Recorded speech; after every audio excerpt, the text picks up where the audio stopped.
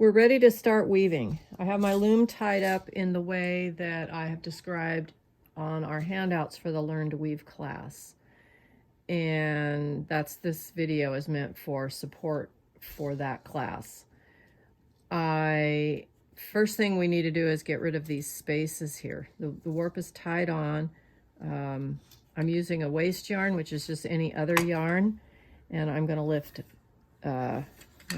my two outside treadles one at a time. There's one. Now normally I'd beat in between each pass, but for the first few times only, I'm going to do 2 in a row. Then I'm going to gently beat this down, press it down. All right, now I'm going to do that one more time. Out the first treadle, the 6th treadle. Gently press this down. I'm not worrying about the edges. Notice how those spaces are almost gone. I'm going to do that one more time. Okay, that took care of the spaces adequately. I'm going to cut that yarn off now. And we're ready to go. Now your decision about whether or not you're ready to start weaving would depend on whether you're going to twist fringe and you want long fringe left over here. Whatever you're going to do down here. I already showed you on a video about hem stitching. I'm not going to do that again now. What I'm going to do is just start weaving in plain weave. And that's the 2 outside treadles. And if I wanted this to be a finished edge, what I would do is just wrap this few inches around the outside thread here. Tuck it back in, beat that down, and we're good to go. All right, so I'm just going to weave here a little bit. Try to not hit the camera while I'm doing this. Notice I'm not really worried about, I'm not fiddling with my edges. What I'm doing with them, I'm actually managing the edges by controlling the bobbin. So my hand, let's see if we can see this. All right, when I pull the yarn through, I give a slight tug just to snug it around the edge. Do you see how it just snugs around the edge a little bit? I'm also letting this yarn be relaxed at an angle, and I'm beating while the shed is still open.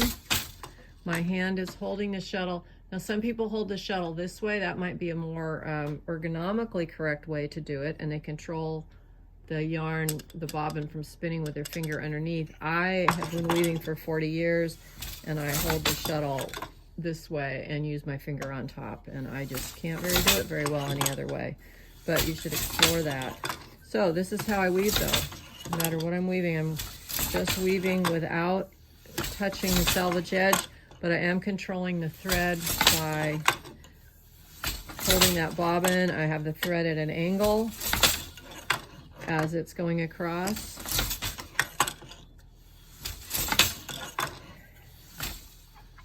And I'm weaving while I'm beating while the shed is still open on the way to closing it.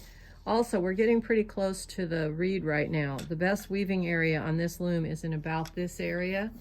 So what I'm going to do is step on the break release, crank the weave forward. Okay, that went a little too far. What happens if you go too far? Well, you release your break, you release your yarn here. Oops, and I just dropped the shuttle. That's really good on camera here. Let's see. Okay, so I am going to step on the break release while I wind that back a little bit. Push this forward down. There we go. All right, let's get this going again now. Okay, a little more plain weave. That's what this was the plain weave. Except now I have to wind that thread up there. Okay. You can get quite a rhythm going when you don't mess around with your selvage edges. Okay, now I'm going to do twill. And what I want to demonstrate, that's still plain weave, what I want to demonstrate is the way we have this threaded, the way I showed you and have on the handouts. I'm going to use the middle 4 treadles. If I start on this side and I treadle number 2, number 3, number 4, number 5, notice that we lose an edge thread there. All right, I'm going to take that out. That's one reason why for some weave structures you may want to use what's called a floating selvage, and that's described elsewhere. So we'll talk about it elsewhere, but I generally don't for most things. I'm going to go back and plain weave. I generally don't because it's just slower. But if I start from the right side now with this threaded the way I have it, whoops,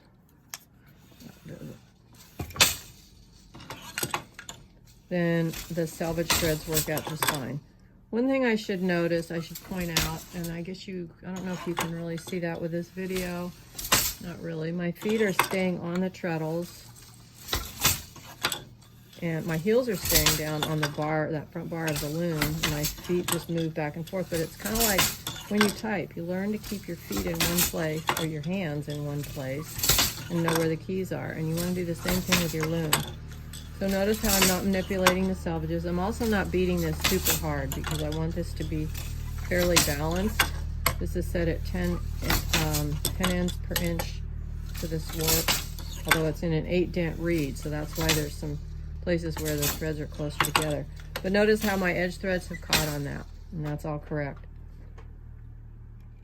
So if I want to know how many picks per inch I'm weaving, I can take a ruler, or I can take this little gadget and measure. This is an inch space, and I can count 1, 2, 3, 4, 5, 6, 7, 8, 9. In the plain weave, there's 9 picks per inch. Let's see what we've got in the twill.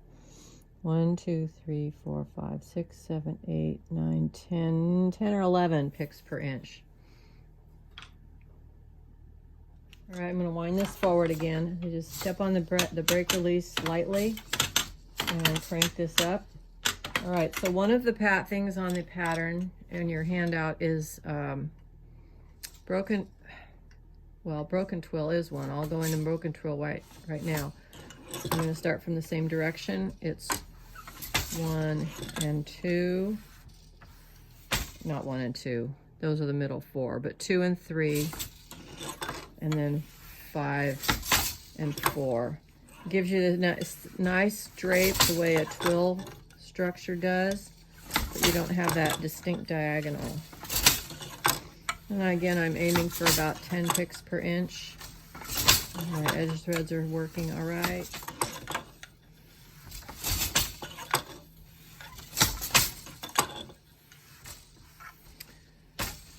Okay, so there's another pattern that is called basket weave. I'm going to lift treadle 2 and treadle 4. What that's doing is lifting two shafts at a time. Let's see that. Lifting those. I can't show that very well. All right, we're just going to show that down here.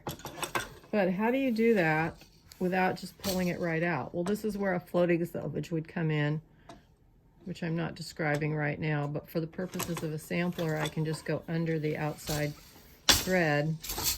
Here we go again. Treadle 4, but the next shot goes through treadle 4 also, so I'm just going to go over the edge thread like that and beat, and we'll do that a couple more times. A floating selvage is one that goes through the reed, but not through a heddle, so it always rides up there about halfway up, and when you're weaving, you go over it coming in, under it coming out, and that way you always have it caught over coming in, under coming out.